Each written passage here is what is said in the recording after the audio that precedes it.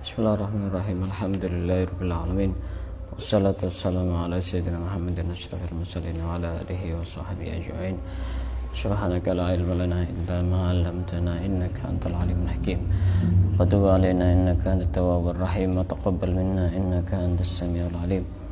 Qala rabbi shrah li sadri wa yassir li amri wa hlul 'uqdatam min lisani yafqahu qawli. Na'udzu ta'aluma wa ta'alima li fadita wa istifada wa tamassuka li kitabillah wa sunnati rasulih wa du'a ila al-huda wa dalala ala al-khair ibtigha'a maradatihi wa qurbihi wa thawabihi subhanahu wa ta'ala. Qala musannif rahimallahu ta'ala wa nafa'ana bihi wa bi 'ulumihi wa amaddana bi asrar bid-darani amin. Akan kita lanjutkan membaca kitab Wasailul Wusul ila Syama'ilir Rasul yang dikarang oleh Asy-Syaikh Yusuf bin Ismail An-Nabhani.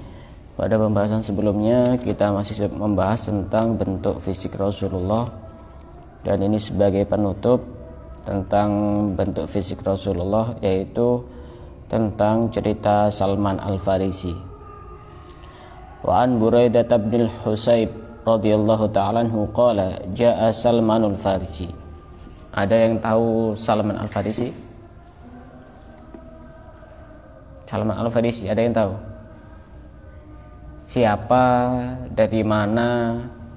Ada yang tahu? Hah? Dari Yaman? Tidak tahu.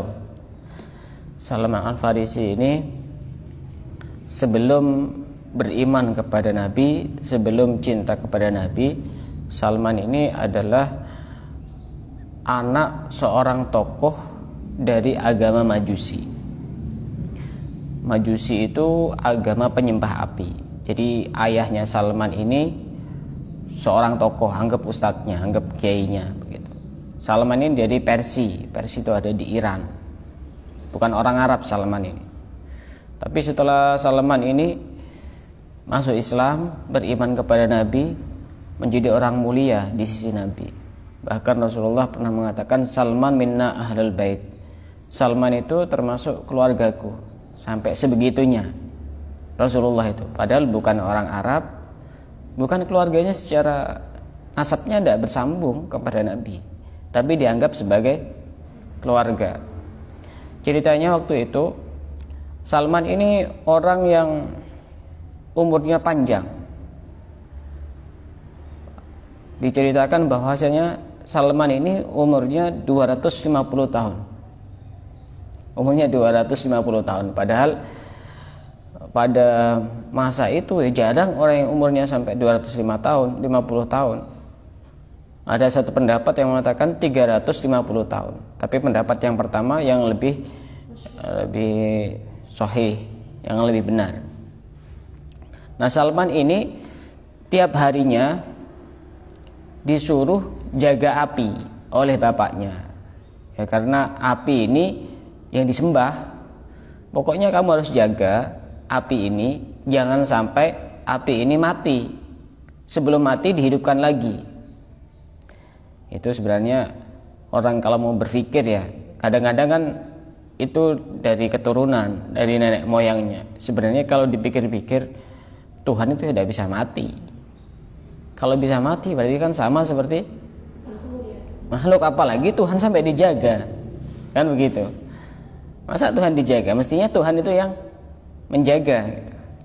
Pokoknya ini didikannya ayahnya ini luar biasa, menjadi anak yang taat beribadah di dalam agama Majusi. Tiap hari suruh jaga. Suatu hari Salman ini disuruh jaga kebun karena bapaknya ada satu urusan. Bapaknya ini juga kaya, bapaknya ini punya kebun. Tidak tahu disuruh tugas apa di kebun itu, pokoknya intinya disuruh jaga kebun. Dan Salman ini tipe orang yang mudah terpengaruh oleh orang lain. Tapi sudah diwanti-wanti sama bapaknya, pokok sudah selesai jaga kebunnya langsung pulang, gak usah keluyuran kemana-mana, kata bapaknya. Agak keras bapaknya itu. Akhirnya sudah selesai tugasnya di kebun, belum pulang-pulang, Salman ini ngelihat di sekitar situ ada gereja. Wah, ini kok kayaknya ada gereja, lagi apa ini? Saya kok penasaran. Datangilah gereja itu. Ternyata lagi ibadah. wah ini kok kayaknya asik ini ibadahnya nih, tidak kayak agamaku yang nyembah api, menghidupkan api, ya, kayak itulah, kurang asik gitu. Ini kayaknya asik ini ibadahnya. Ini dia masuk dan berbaiat di situ dan masuk agama Nasrani, kemudian pulang maghrib, padahal janjinya itu ya sebelum maghrib sudah pulang, sudah di rumah. Setelah maghrib orang tuanya marah-marah, orang tuanya emosi, kamu dari mana ini, kok baru datang ini? Ya Salman sudah orangnya jujur ya, dia ngomong apa adanya. Ini tadi di sana itu kayaknya ada agama yang lebih asik daripada agama kita. Kurang ajar. Terlalu jujur ini. Kayaknya asik itu. Apa agama kita cuma kayak gitu-gitu saja itu. Di sana itu enak. Kayaknya agamanya itu ibadahnya kayaknya asik gitu. Nah, bapaknya emosi, diborgol lah Salman. Diborgol karena khawatir keluar kemana-mana, khawatir kabur ke tempat yang sangat jauh. Tapi karena Salman ini orangnya cerdas, cari informasi, ini katanya nanti ada rombongan orang dari Syam yang pengen menuju ke Syam. Syam itu Syria. Ini nanti saya akan ikut ke sana. Singkat cerita, bisa lepas itu borgol, tidak tahu siapa yang melepaskan. Pokoknya itu sudah lepas borgolnya dan kabur dari rumahnya, dari rumah orang tuanya. Kemudian ikut rombongan orang Syam yang tinggal di situ, di Persia, kemudian kembali ke negaranya sendiri, ke Syam, Syria. Setelah nyampe di sana, dia itu tanya, oh tadi itu agamanya apa? Kita sudah berbaiat di sana, pengen kenal dengan tokoh yang alim lah di sana, yang Nasrani. Soalnya yang tadi itu kan masih belum. Gitu. Hanya tanya-tanya. Bertemulah dengan seorang tokoh, anggap kiainya orang Nasrani, pendeta. Sudah di sana mengabdi beberapa lama. Kemudian Salman ini melihat ketidakadilan di situ. Tokohnya ini ternyata mengumpulkan hartanya orang-orang, jamaahnya itu, katanya akan diberikan kepada fakir miskin. Ternyata diambil sendiri, buat rumah, buat beli ini, buat beli itu. Salman mikirnya, oh ini kurang ajar ini, penjahat ini, berkedok tokoh agama, Kadang-kadang ada orang seperti itu juga, suka minta-minta kepada orang lain, niatnya adalah untuk bangun ini, bangun itu, ternyata diambil sendiri. Ada ya, kadang-kadang minta proposal ini, pesantren ini, pesantren itu, padahal tidak jelas juga itu. Akhirnya Salman ini sudah ada mantap dengan tokoh itu dan diumumkan kepada jamaahnya, oh ini penjahat ini, tokoh kita ini, mari kita diadili sampai kemudian mati dan tidak dikubur, tidak digantung. Ya karena sudah kesel, ternyata selama ini kita ditipu oleh dia. Padahal itu sehari-harinya itu dia rajin puasa terus tiap hari, tapi di balik itu ada topeng-topeng yang tidak berkeadilan. Akhirnya dia itu kemudian mencari satu daerah lagi, mencari tahu informasi mana sebenarnya yang ada tokoh agama Nasrani yang lebih baik daripada dia. Akhirnya Salman ini pergi ke Mosul itu daerah Irak. Ditunjukkan, oh ini ada pendeta ini, insya Allah orangnya itu baik, orangnya jujur gitu. Tapi kemudian sudah lama mengabdi kepada pendeta yang di Mosul, yang di Irak itu, sampai mau mati masih belum menemukan satu ketenangan di dalam hatinya. Jadi Salman ini sudah fasih dan paham betul tentang Injil.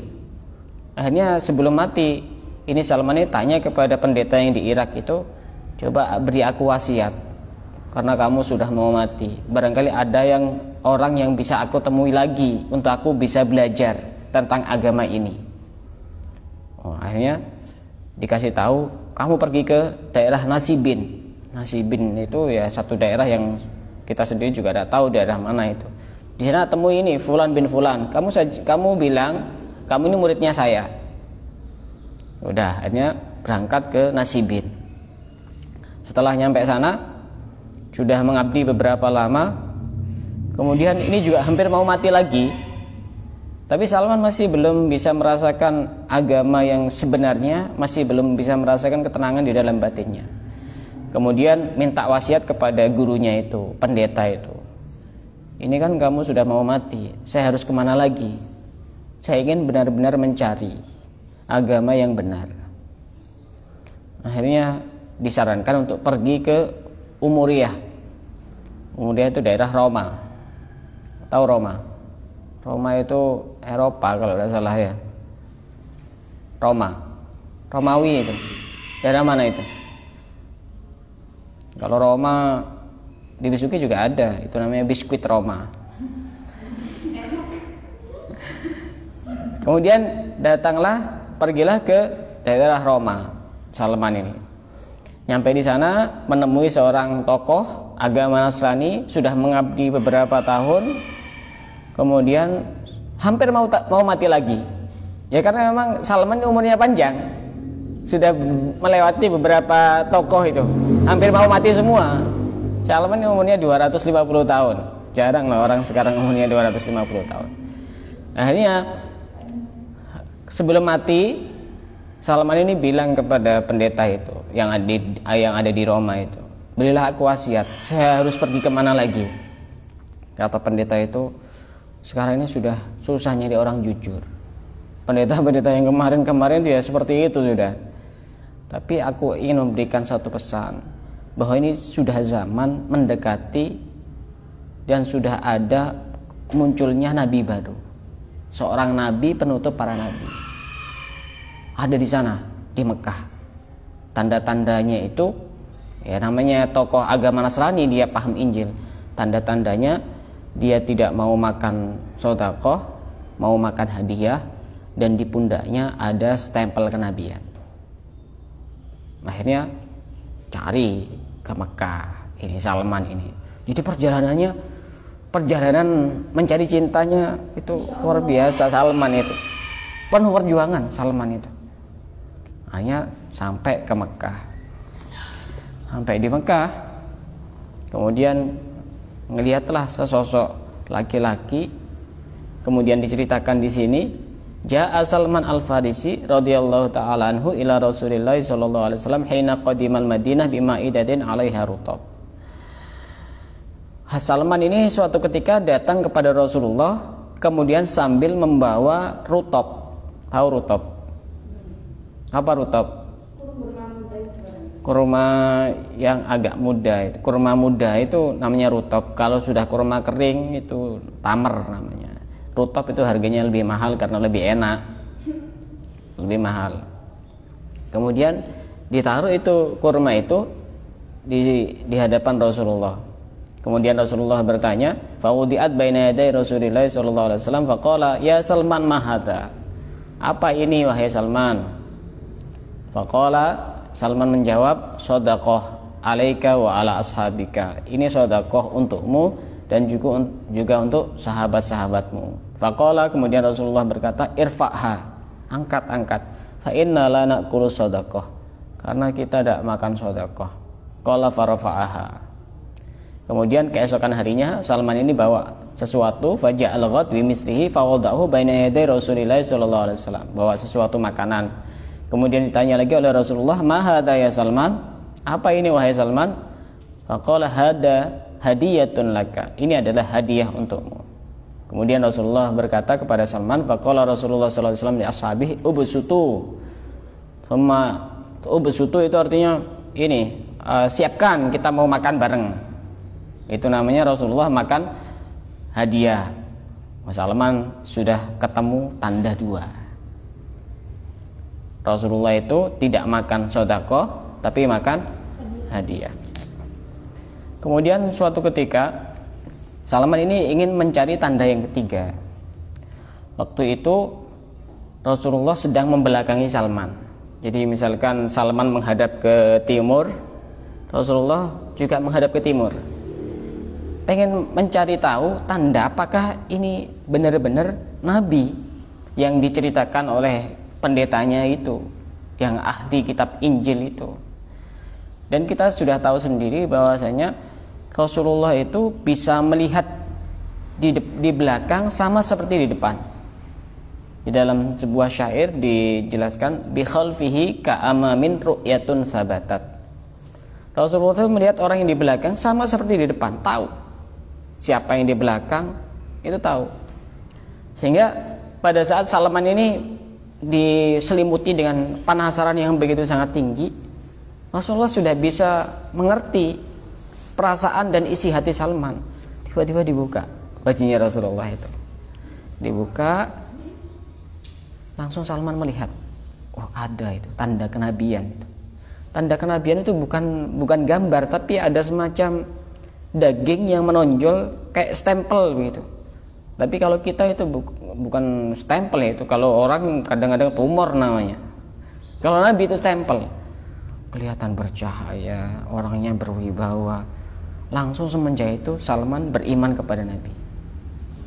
Langsung beriman kepada Nabi karena melihat tanda kenabian itu benar-benar ada. Tuman atau ilal khatami ala dhuhri Rasulullah sallallahu alaihi wasallam fa amana bihi. Akhirnya Salman ini iman kepada Nabi dan beliau termasuk orang yang benar-benar cinta kepada Nabi, sampai diakui oleh Nabi bahwa Salman adalah sebagai keluarganya. Salman ini saking cintanya kepada Nabi, beliau itu apa-apa yang ditiru itu Nabi. Salman ini sebenarnya kaya betul, tapi beliau itu orang yang zuhud. Apa itu zuhud? Hatinya tidak bergantung kepada dunia. Pernah suatu hari Salman ini rumahnya rusak, jadi atap-atapnya sudah banyak yang bocor. Kalau hujan itu pasti rumahnya ini kebanjiran. Kemudian ditawari oleh salah seorang sahabat, gimana kalau saya bantu untuk membenarkan? Salman tidak mau. Sampai akhirnya rumahnya ini sudah 60%, sudah rusaknya sudah parah. Baru ditawari seperti itu, Salman mengiyakan, tapi ditanya dulu. Salman ini rumahnya kalau berdiri ngangkat tangan seperti ini sudah nyentuh atap. Salman itu berdiri ngangkat tangan seperti ini nyentuh atap. Bayangkan ya rumah seperti itu, coba betah enggak kalau kita ya ngangkat tangan seperti ini sudah nyentuh atap. Kemudian tempat tidurnya itu antara kaki dengan kepala itu pas, tidak ada ya, kalaupun ada lebih sedikit ngepas pres. Itu gambaran rumahnya Salman. Kemudian ditawari oleh salah seorang sahabat, ya silakan, tapi saya tanya dulu, ini rumah kalau kamu mau memperbaiki, kemudian rumah saya ini jauh lebih besar, jauh lebih lebar, jauh lebih bagus daripada rumah saya yang sekarang, saya tidak mau. Saya tidak mau. Kenapa kok bisa seperti itu? Yang dilihat adalah Nabi. Nabi seorang yang mulia, Nabi seorang yang bijaksana, Nabi seorang yang istimewa. Rumahnya biasa-biasa. Nabi rumahnya biasa-biasa. Dan hidupnya sangat sederhana. Sehingga Sayyidina Salman ini tidak tega, mau hidup lebih mulia daripada Nabi, lebih bahagia daripada Nabi, sedangkan Nabinya seperti itu. Sehingga Salman ini orang yang begitu sangat zuhud dan orang yang benar-benar cinta yang begitu besar kepada Nabi. Itu Salman. Kemudian Rasulullah faja'al ghad mana tadi? Ubsutu. Wa kana lil yahud. Salman ini pernah menjadi budaknya orang Yahudi. Waktu beriman, kemudian Salman ini dimerdekakan oleh Rasulullah dengan membeli. Budak itu kan sama seperti barang, bisa diperjualbelikan. Fashtarahu Rasulullah sallallahu alaihi wasallam bikada wa kada dirhaman. Kemudian Rasulullah membeli Salman itu dengan beberapa dirham, tidak disebutkan di sini berapa dirham. Ala ayyagrisa lahum nakhlan fayamala Salman fihim hatta yut'ima. Kemudian Salman ini diperintahkan untuk menanam pohon kurma, dan Salman kemudian melaksanakan perintahnya Rasulullah sampai pohon kurma itu berbuah dan kemudian bisa digunakan untuk makan dirinya sendiri dan bisa diberikan untuk orang lain. Fagharasa Rasulullah sallallahu alaihi wasallam an-nakhil illa nahlatan wahidatan gharasaha Umar. Ada satu pohon kurma yang tidak ditanam kecuali oleh Sayyidina Umar bin Khattab. Fahamalatin nahlu min amiha walam tahmil an-nakhlah. Yang ditanam oleh Sayyidina Salman Al-Farisi sudah bisa berbuah, hamil. Hamil itu artinya berbuah, karena kalau pohon kurma ya tidak bisa hamil. Berbuah di tahun itu, padahal tahun itu bukan tahunnya bisa berbuah, tapi karena perintah Rasulullah atas saran dari Rasulullah bisa berbuah. Kemudian yang satu yang ditanam oleh Sayyidina Umar itu tidak bisa berbuah. Faqala Rasulullah sallallahu alaihi wasallam, "Ma sya'nu hadhihi nahla?" Kenapa ini pohon kurma kok tidak bisa berbuah? Kemudian Sayyidina Umar menjawab, faqala Umar, "Ya Rasulullah, wahai Rasulullah, ana gharastuha fanaza'aha Rasulullah sallallahu alaihi wasallam fagharasaha." Aku yang menanam wahai Rasulullah, kemudian dicabut oleh Rasulullah dan ditanam ulang oleh Rasulullah, dan waktu itu langsung bisa berbuah. Sebab tangan mulianya Rasulullah sallallahu alaihi wasallam. Allahumma shalli ala sayyidina Muhammad. Nah, itu cerita tentang Sayyidina Salman Al-Farisi yang luar biasa perjalanannya mencari cinta. Cinta yang sebenarnya, cinta yang hakiki, cinta kepada Nabi. Sehingga Sayyidina Salman ini orang yang kecintaannya luar biasa kepada Nabi, rindu berat kepada Nabi, dan dekatnya juga sangat dekat kepada Nabi. Dan ini adalah sebagai penutup tentang bentuk fisik Rasulullah, dan insya Allah pada pembahasan berikutnya kita akan membahas tentang bagaimana penglihatan Rasulullah, bagaimana cara memandang Rasulullah, dan bagaimana Rasulullah bercela. Ini perlu untuk kita pelajari, perlu untuk kita tiru, karena ini adalah hal yang penting. Dari sini ada yang mau bertanya? Silakan. Silakan tanya. Yang lama tidak hadir itu di Japri, suruh hadir. Tidak ada? Wallahu a'lam bishawab.